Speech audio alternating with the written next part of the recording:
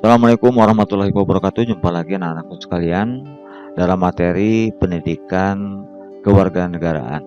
Ya, dalam hal ini materi yang akan disampaikan adalah mewaspadai ancaman terhadap negara Kesatuan Republik Indonesia.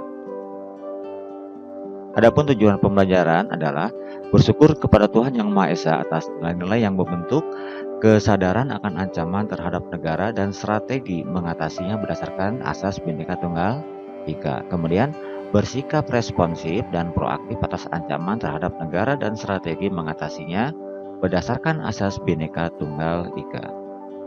Mengkaji kasus-kasus ancaman terhadap ideologi, politik, ekonomi, sosial, budaya, pertahanan, dan keamanan, dan strategi mengatasinya dalam bingkai Bhinneka Tunggal Ika.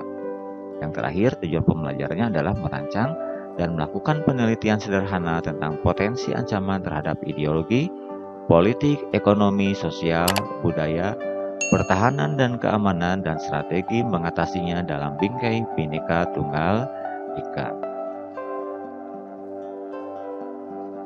Anak-anakku sekalian, bagaimana kita dapat mewaspadai ancaman terhadap negara Kesatuan Republik Indonesia sebagai wujud dari integrasi nasional? Saya kira anak-anakku sekalian silahkan bisa memikirkan, ya, bisa melihat, bisa merekomendasikan kira-kira ancaman apa yang dapat menghancurkan wujud integrasi nasional. Ancaman terhadap integrasi nasional.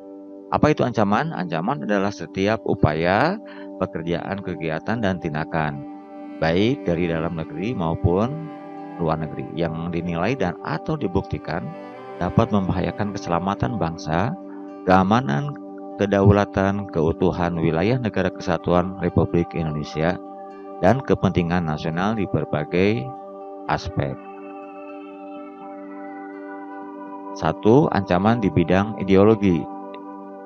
Nah, di sini terdapatnya kelompok-kelompok yang pernah melakukan pemberontakan maupun kudeta, ingin menggantikan Pancasila dengan ideologi lain, seperti adanya pemberontakan Partai Komunis Indonesia dan pemberontakan DITII. Nah, seperti selanjutnya adalah kedua, ancaman di bidang politik. Ya, adanya PRRI Permesta contohnya, kemudian adanya gerakan Andi Aziz, kemudian adanya gerakan Republik Maluku Selatan atau RMS. Nah, dalam sejarah Indonesia terdapat sejumlah gerakan separatis yang ingin memisahkan diri dari negara Kesatuan Republik Indonesia. Ya, antara lain seperti yang sudah disebutkan tadi. Ketiga, ancaman itu bisa saja datang dalam bidang ekonomi. Ancaman internal di bidang ekonomi antara lain adalah sebagai berikut. Ya, terjadinya inflasi, adanya pengangguran yang sangat tinggi, kemudian infrastruktur, dan juga bisa ancaman berdasarkan dari kebijakan-kebijakan ekonomi. Kemudian ancaman di bidang ekonomi, ya, ancaman eksternalnya adalah ketergantungan terhadap produk-produk asing, kemudian daya saing, kinerja ekonomi yang belum baik. Keempat, ancaman terhadap integrasi nasional adalah ancaman di bidang sosial. Konflik horizontal yang berdimensi suku, agama, ras, dan antar golongan atau sara yang timbul akibat watak kekerasan dapat melemahkan kualitas bangsa Indonesia. Anak-anakku sekalian, yang kelima adalah ancaman di bidang budaya. Ancaman di bidang budaya timbul bersamaan dengan dinamika yang terjadi di dalam globalisasi. Hal ini ditandai dengan masuknya nilai-nilai budaya dari luar negeri yang sulit dibendung dan mempengaruhi nilai-nilai di Indonesia. Keenam, ancaman di bidang pertahanan dan keamanan. BPPI 2008 menyatakan bahwa ancaman militer dapat berupa agresi, bisa berupa pelanggaran wilayah, pemberontakan bersenjata, adanya sabotase, spionase, aksi teror bersenjata, dan juga berupa ancaman keamanan di laut dan udara, serta konflik komunal. Yang B, strategi mengatasi berbagai ancaman terhadap bidang ideologi, politik, ekonomi, sosial, budaya, dan pertahanan dan keamanan dalam membangun integrasi nasional. Dalam mengatasi ancaman militer maupun non-militer, pemerintah melalui Departemen Pertahanan telah mengeluarkan Buku Putih Pertahanan Indonesia 2008, BPPI 2008. Nah, satu diantaranya adalah strategi mengatasi ancaman di bidang ideologi. Upaya menghadapi atau menangkal ancaman berdimensi ideologi adalah melalui kebijakan dan langkah-langkah politik yang tepat dan intensif untuk mencegah meluasnya pengaruh ideologi lain terhadap ideologi Pancasila.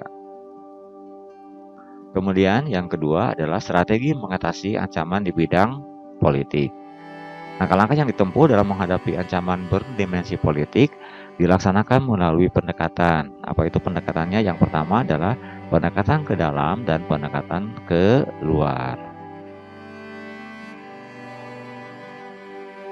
Ketiga, strategi mengatasi ancaman di bidang ekonomi. Sistem dan upaya pertahanan negara yang ditempuh adalah dengan membangun ketahanan di bidang ekonomi melalui penataan sistem ekonomi nasional yang sehat dan berdaya saing.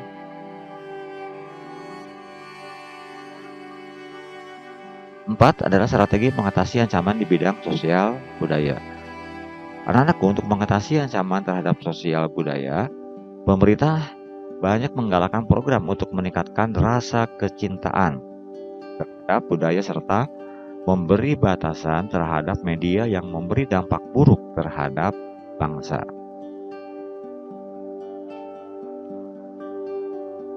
Selanjutnya, yang kelima adalah strategi mengatasi ancaman di bidang pertahanan dan keamanan.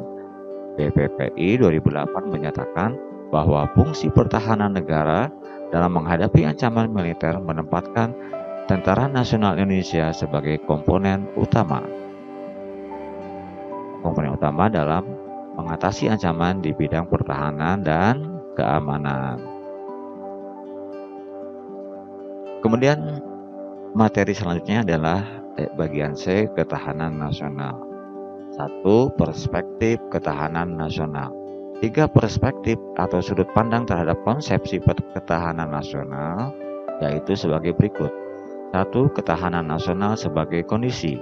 2. Ketahanan nasional sebagai pendekatan atau metode atau cara. 3. Ketahanan nasional sebagai doktrin. Kedua, ketahanan nasional adalah gagasan ketahanan nasional. Pada tahun 1969, lahirlah istilah ketahanan nasional yang menjadi pertanda dari ditinggalkannya konsep kekuatan, meskipun dalam ketahanan nasional sendiri terdapat konsep kekuatan. Konsepsi ketahanan nasional tahun 1972 dirumuskan sebagai kondisi dinamis satu bangsa yang berisi keuletan dan ketangguhan yang mengandung kemampuan untuk mengembangkan kekuatan nasional. Itu tadi materi-materi yang disampaikan untuk bab 5 materi PPKN. Ini adalah merupakan materi untuk kelas 11. Pada materi-materi berikutnya. Tetap semangat. Assalamualaikum warahmatullahi wabarakatuh.